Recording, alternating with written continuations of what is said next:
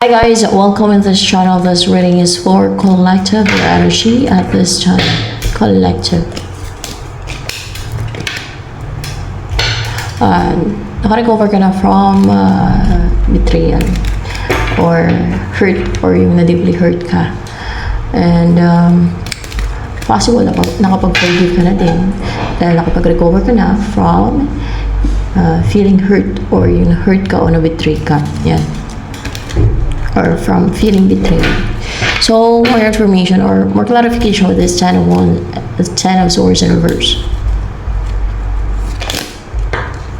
So, see, you're comfortable right now, you're confident. It's because parang nabunot na yung mga arrows, no, yung mga sakit, no, natanggal yung sakit, naka-recover ka na kasi sa mga pain, or anything, any person, any people na nakapang-hurt sa'yo, any betrayal. So, see? So, what's coming towards you? Ano mga darating sa'yo? This is a ending of a cycle or a transformation in life. There will be end of a cycle or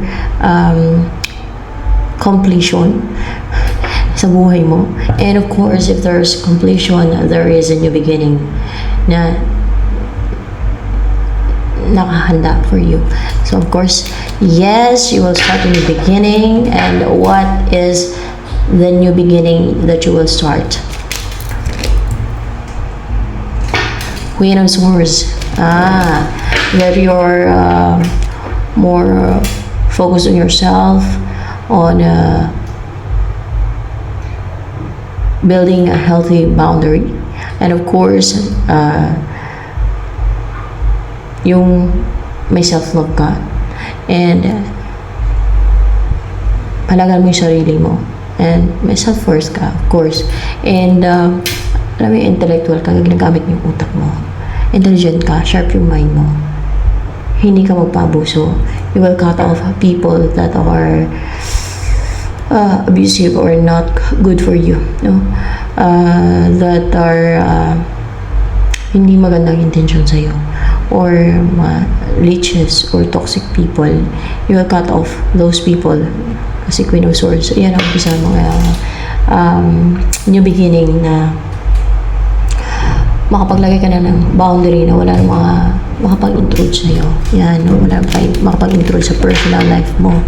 So, you will have a privacy na. So, and you will not allow any intruder to come in your life, in your personal life, in your private life. You will cut off any leeches, any harmful or any people na hindi magandang intention sa'yo. So, yan. So, ano pa tong new beginning na umpisan mo? The High Priestess, na hindi ka na pwedeng mamamanmanan, hindi ka na mapakialaman, or hindi ka na, what's with the High Priestess in reverse here? More clarification with this.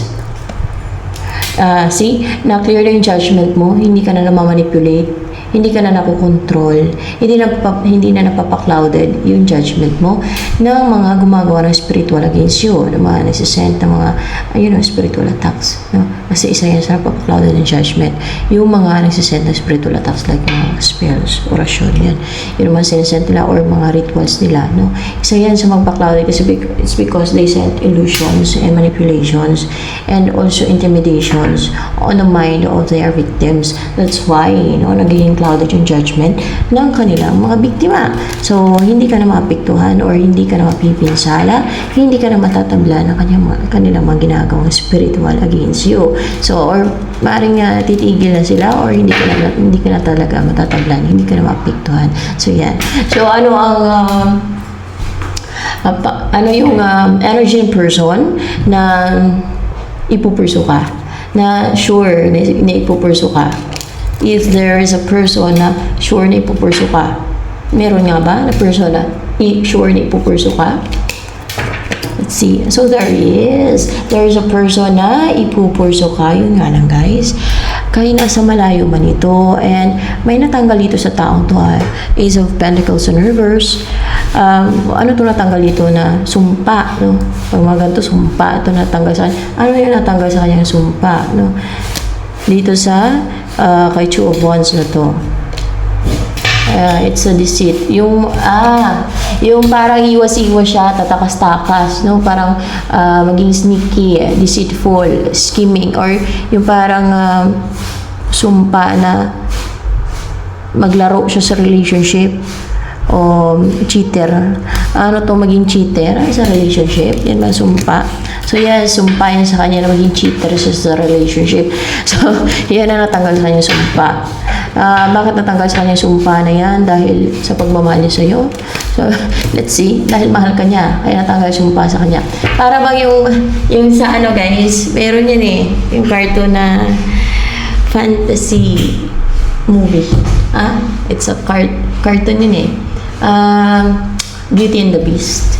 Diba? Dahil sa true love's kiss, or dahil sa true love, no? May tunay na nagmamahal sa kanya kahit beast siya, bumalik sa pagka-normal yung mukha niya. Pumangit yung mukha niya, naging beast pa ngayon. Mukhang beast, diba? Yung prinsipe ba yun? Sa ang ganda kaya panoorin noon. Ano yung place, ang ganda kaya yung lugar sa kahit cartoon lang yun, panood ko na. Sinumpa ng yun, mangkukulam, no? Sinumpa ng witch, yung prinsipe, naging beast siya, pumangit yung mukha niya. Naging naging furious, naging irritable, kasi syempre may sumpa, no? And dahil din sa nangyari sa kanya, pumangit yung mukha niya, no? Pati nga yung mga mga utusan niya sa palasyo niya, naging sila, naging gamit, yung iba naging plato, yung iba naging takore. Ganun. Napanood ko yun, tagal na. Pero dumating yung babae na kahit ganun yung mukha niya, dahil sinumpa nga siya, pumakit yung mukha niya at naging beast yung mukha niya.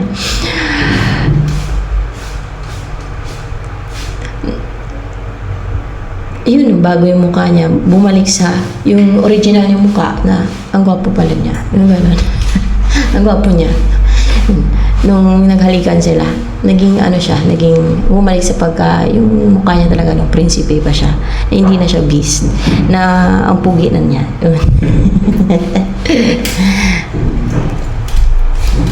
Kasi yung mga kukulang kasi, talaga yung mga witch kasi, mga talaga yan. Mga, syempre, sa demonyo kasi yan. Demonyo nga ang tawag dyan sa kanila. Mga yan sila, mga alagad ni Satanas, kaya yung mga nagagawa. Kahit sa mga movie naman, di ba? Kahit sa cartoon So, yun talaga ang katotohanan. So, kahit sa mga cartoons lang meron din talaga ng mga kontrabida. Meron din talaga mga witches. Sila yung yung evil talaga. So, evil talaga sila. No? Kahit in reality talaga, evil talaga sila. Kaya kahit mainggit lang sila o iiral yung pagka-greed nila, yun, mangulam sila. Wala silang konsensya or awa. Malaga sa kanila makuha yung gusto nila. Gumanda yung pakiramdam nila. Dahil lang nainggit sila, mangulam sila para ma-fulfill sila. Pag na-peace din nila o bininsala nila yung taong kinanggitan nila, ay tuwang-tuwa sila, enjoy nila. Kaso lang, kaluluwa nila after life, ay syempre talagang may hatulin talaga ang Diyos, no? At yun naman ang nakalagay sa Bible na yung mga ganyan nga, mangkukulam, sabi ng God, ay doon niya talaga itatapon niya sa impyerno. Yun talaga yung parusa niya sa mga ganun. Pero I believe, based on my sa paniniwala ko, kung magbago, baka sakali patawarin pa ng God. Baka sakali lang. Pero lalo kung hindi magbago, wala. Wala na talaga chance na hindi ba impyerno, di ba? Yung mga ganun. Kasi demonic na kasi yan, iba na kasi yan na gawain Kasi ang tawag ganyan sa mga gumagawa na ganyan ay demonyo na talaga, no? Parang aswang man ang demonyo ang tawag. So, ayan. Madaming gumagawa yan. At parang kung na yan ata sa panahon ngayon, yung mga ganyang gawain. Pero,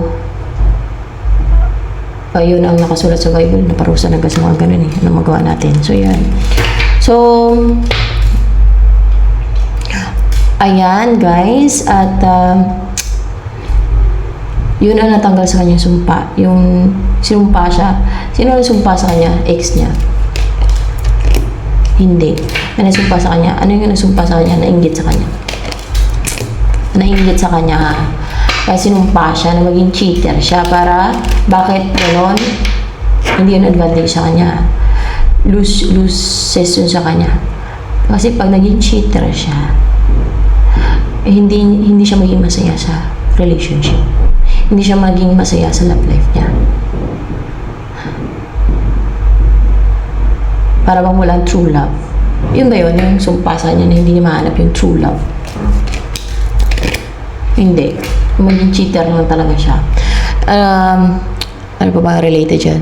Na, kasi pag cheater, iba-iba yung relasyon. Walang permanente. Ganon. Iiwanan or kaya walang long-term na relationship ang mga cheater. Gano'n. Ay, nakapasok yung langaw. Yan guys. Yun ang sumpa sa kanya. Maging cheater siya. Pero natanggal yung sumpa sa kanya. Nainggit sa kanya. Kita niyo ano yung mga ginagawa ng mga mga masasama. Mainggit lang ha. Mga evil. Mainggit lang yan sila. Sumpa ka na nila. Napaka-injustice. Pero meron mga ganyan dito sa mundo. No? Kahit sabihin natin napaka-injustice, kahit sa mata ng God, injustice talaga yan. Siyempre, napaka-injustice niyan, kaya may parusa siya Pero may mga ganyan dito sa mundo. Hindi man lahat, may mga ganyan dito. So, be aware, may mga ganun talaga. Kaya ako dati talaga guys, alam nyo, hindi ako nagkukwento. Sinanay kwento ng kwento. Hindi lang ako natabla ng mga palipad hangin. Tigal po. Hindi ako kwento ng kwento talaga ng mga about sa kapirahan, about sa income, about sa kung ano man, about sa sarili. Kaso lang, na anuhan kasi ako ng palipad na hangin na na control. Pero buti nga na pinatay na ng God yung malakas na Grabe. Ano yun biyasa na siguro yun, kaya ganun. Kapit bahay ko lang kasi, malapit lang kasi dito Malapit binanggit ko. Malapit lang kasi dito. Araw-araw ba naman? Ako lang siguro binabantayan. Baka may tinitira pa siyang iba. Halos lahat na lang ata. Ganon yung mission nila yung kay Satanas Yung mga ganon, mission nila yung kay Satanas. Mga pinsala sila at mga gambala. Mga halik ng iba. O kaya nantitrip, mga ganon. O kaya nainggit, mga ganon. Ganon yan sila kasi mission nga nila kay Satanas yan. Kaya ganyan sila, ganyan ka-injustice yung mga ginagawa nila. Ewan ko, bakit gusto nila yung mission kay Satanas? Ayaw nila na yung matuwid na gawain na makatwiran, makatwiran sila. Ayaw nila ng ganun, gusto nila yung kablaktutan. Ewan ko sa kanila, bakit ganun sila? May mga ganun talaga. Dito sa mundo. So, ayan guys. Sila din naman ang kawawa niya sa kabilang buhay. Dahil sa mga pinagagawa nila, akala nila tuwang-tuwaan sila ngayon. Dahil sa mga ginagawa nila, katarantaduhan, kademonyuhan, sa iba, at injustice, at mga deceit o scheme. No? Kaya nilang palabasin na masama yung isang tayong plakay. Inurasyonan nila. No? Nakontrol na yung utak. Pinangawa nila. Okay. Ganun guys. Tingnan sa akin dito, hindi na ako nagawa kasi wala na. Pinatay na ng ganin. Kung meron man dito na mahina yung iba. Hindi sila katulad ng eksperto yun ang pinatay ng God na yun.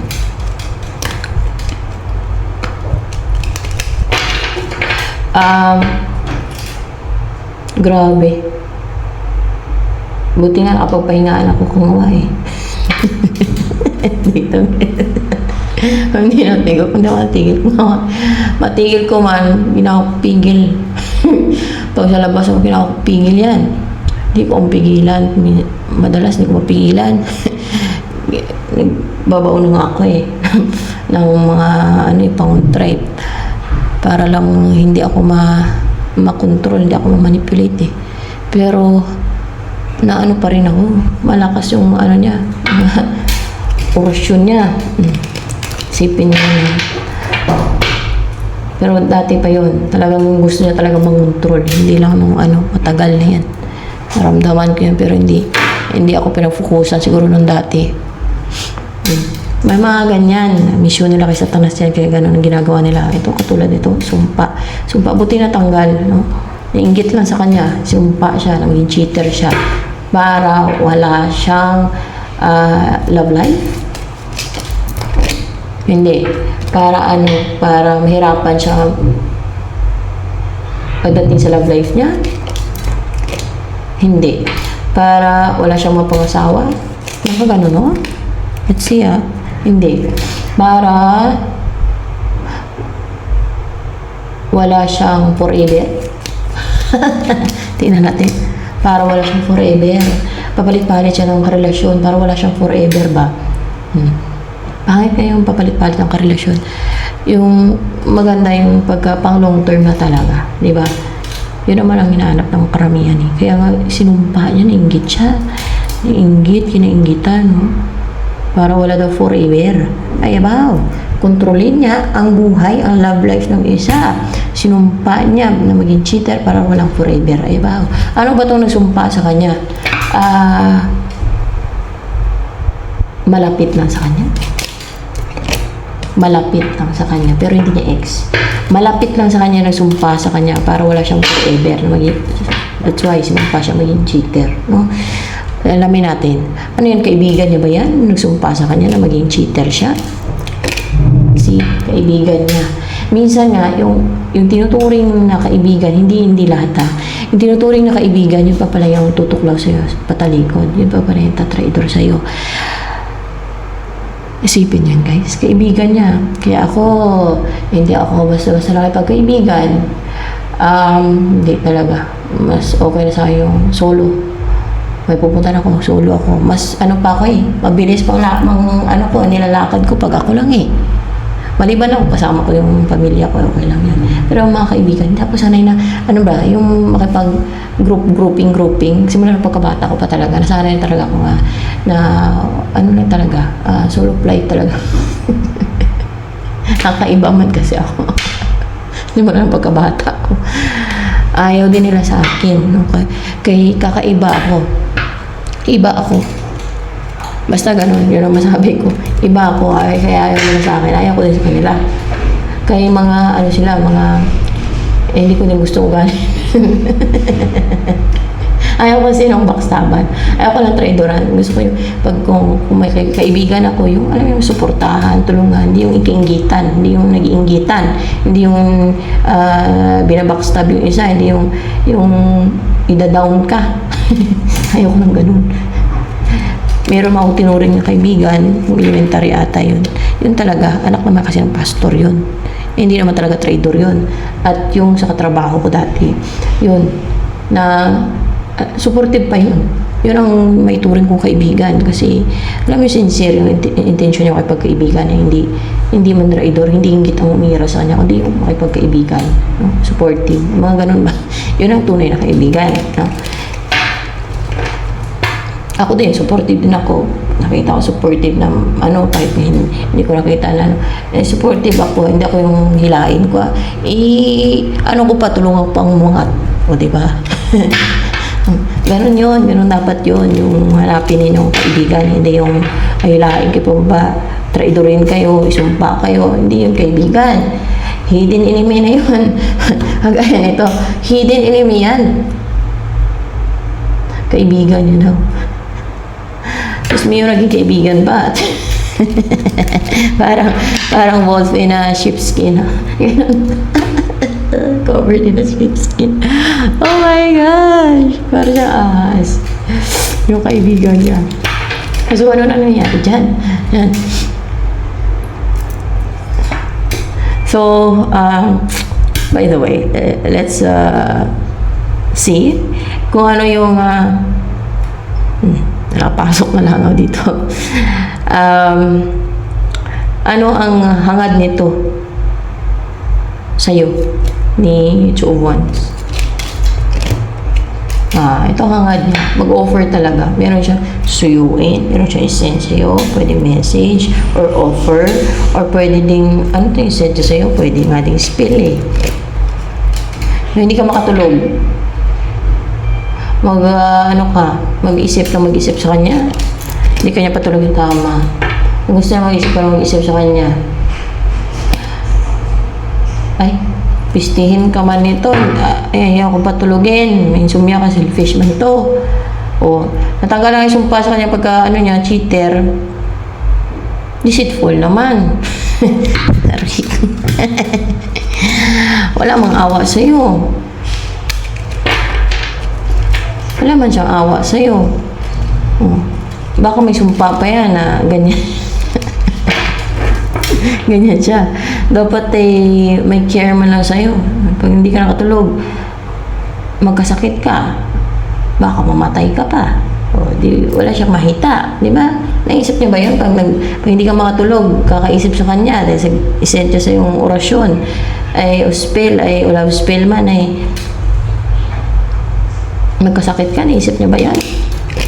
Hindi niya naisip yun. Narrow-minded. Hindi niya naisip yun. Oh. Pag naisip niya na magkasakit ka, magsisend pa ba yan ng spell? Selfish siya. Ay, hindi na daw siya mag-send. Magkakasakit ka kasi hindi ka makatulog eh. Yung focus niya dun sa gusto niya lang, makuha, pero hindi niya sinaalang-alang yung health mo. Yung mental health mo at yung physical health mo, yung health mo. Kung ano ipikto nun sa'yo. Pag hindi ka makatulog, isang araw lang, grabe man naman yung katawan mo eh. Yung isang gabi lang, hanggang magdamag. Naman yung katawan mo, hanggang umaga parang drain yung energy mo na ang tamlay. Na parang kang lupay-pay. Kahit matulog ka buong araw, ay hindi makabawi.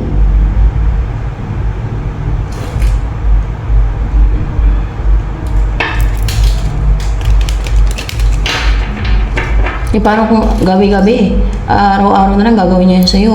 Hindi ka makatulog. Magkasakit ka talaga ng gusto. Baka ikamatay mo pa. O, diba? So, ano pa ang hangad yan sa'yo? Anong hangad yan sa'yo? Yung ibaba niya yung wall niya para yung hindi na siya maging guarded para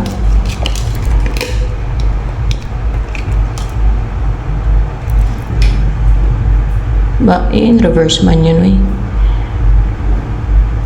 What's with the lovers in reverse here? Parang kasi in reverse to, yung the lovers dito, kaya baba niya yung wall niya para kung meron kang karelasyon or else siya, naghiwalay na.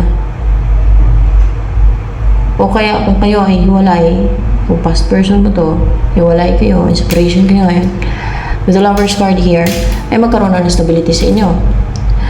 O immediately, makasal na kayo. Ganon. Ano pa?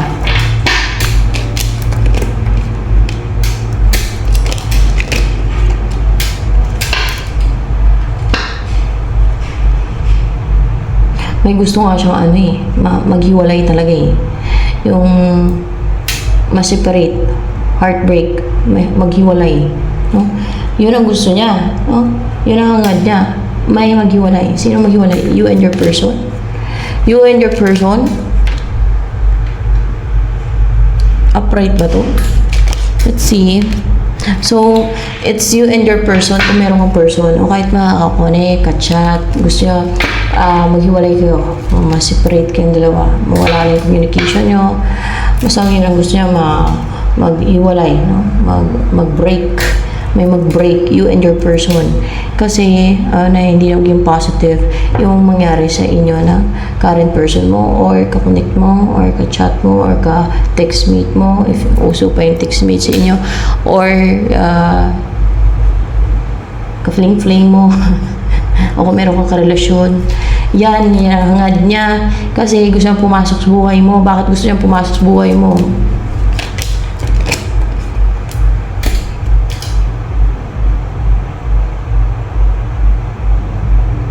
Emperor and Reverse, kasi hindi niya makontrol yung isipan niya na hindi niya makontrol yung sarili niya na alam mo yung may na action sa'yo na puntahan ka, aalis sa lugar nila, pupuntahan ka. Yan, hindi niya makontrol hindi niya pigilan, hindi niya makontrol yung emosyon niya, yung isip niya. Gusto niya puntahan, gusto umalis sa kanila, pupuntahan ka niya. Ganon. Bakit gusto niya puntahan? O, di ba, may job once dito. Para maano na kayo, mag-heal. Para ma-heal na siya, mapanatag na yung globa niya. Para ma-relax na siya. Para maalay na kayo.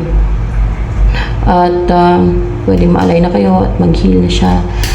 Para ano pa, bakit gusto ko niya puntahan? Karoon ng balance inyo. Queen of Pentacles in reverse.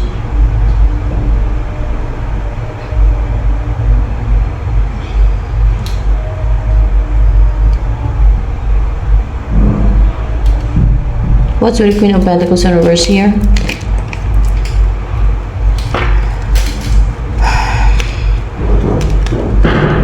Para hindi ka na ma-stagnant. Hindi ka manatili kung ano yung, if you have a business or kung ano man yung sa lugar ninyo ngayon. Para kung saan ka komportable ngayon, kung saan ka secured and comfortable, ay hindi ka na ma-stagnant dyan.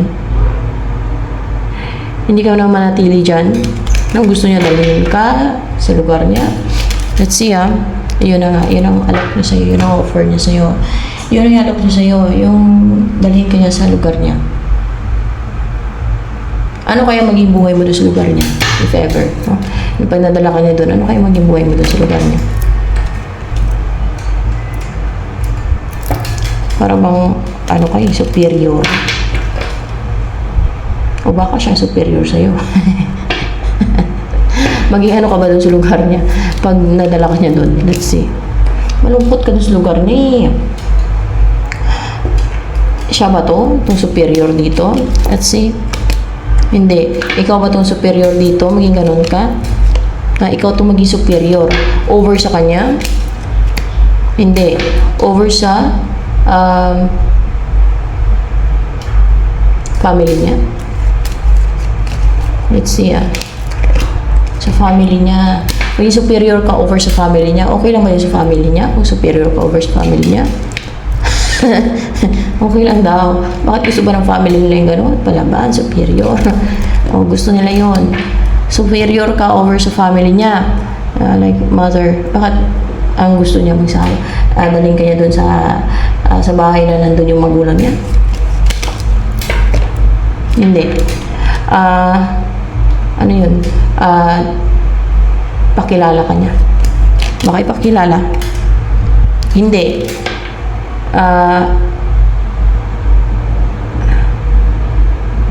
Doon ka titira sa lugar kung saan yung pamilya niya. Baka gano'n, no? Doon ka titira sa lugar kung saan yung pamilya niya. So, doon kayo magpagawa ng bahay. Gano'n. Doon kayo magpagawa ng bahay. Oo nga. Doon na. Doon nga kayo magpagawa ng bahay. Sa kung saan yung pamilya. Siyempre, pamilya niya yan. No, ayaw niyo yung malayo sa pamilya niya. Doon siya mas secured and safe and komportable. At siyempre, kung saan siya lumaki, kung saan yung kinagisnan niya, doon siya talaga komportable at peace. No, kung saan ka lumaki, yun ang hanapin mo No? Makapunta ka man sa malayong lugar, hanapin mo yun kung saan ka lumaki na lugar. Yan.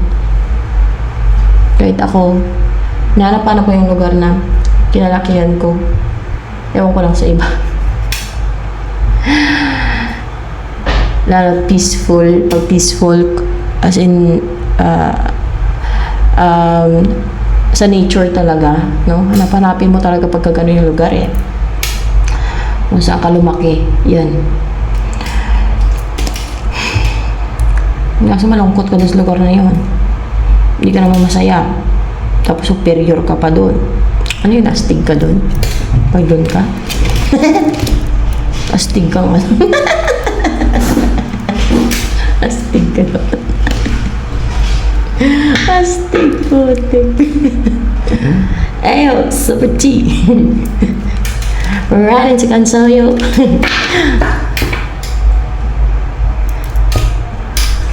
Astig ka pala doon. Pero malungkot ka. Bakit kaya malungkot ka? Kasi malayo ka sa pamilya mo? Hindi. Bakit ka malungkot doon? Kasi,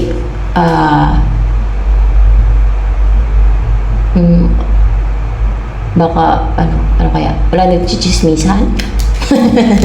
Hindi. Dahil, may mga tao na yung mahilig makipagchismisan pag di na lang sa lugar na walang nagchichismisan, malungkot sila. Kasi wala kang kachismisan. Tinanong ko yun. Malungkot kasi,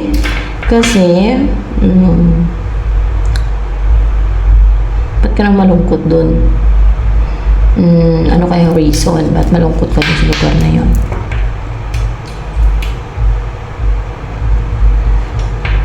Lalayo ka sa lugar mo, pinag-gisnan. Hindi, lalayo ka sa loved ones mo. Hindi ba pamilya, loved ones? Hindi talaga eh. Kasi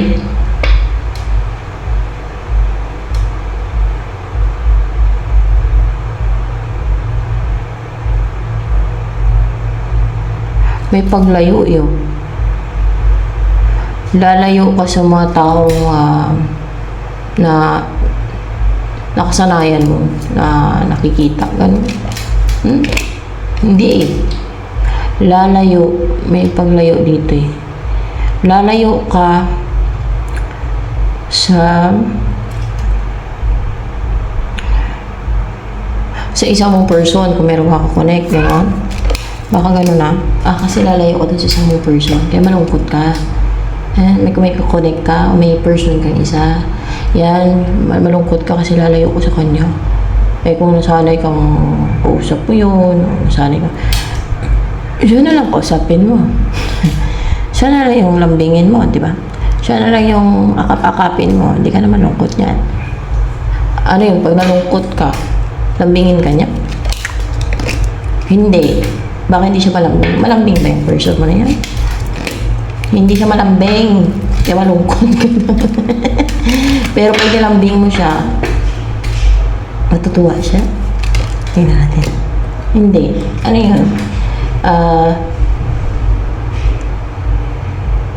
Mahiya siya sa mga nakatingin. Hindi. Ano kaya reaction niya? Kasi hindi siya malambing. Ano siya? Siguro may pagka-cold siya ng klase ng tao. Ano yung pag nilambing mo, ano yun? Magagalit siya. Tingnan natin. Magagalit siya pag nilambing mo. Aruin ko. Ano ba yan? Bakit ganun siya? Pag nilambing mo. Yung iba, di ba gusto yung nilalambing? Siya, ayaw niya. No, ayaw niya palang nilalambing siya, kaya malungkot ka doon. Yan ang gusto niya. Awayin mo. Pag inaway mo, lambingin ka niya. Ayun, pag inaway mo, lambingin ka niya.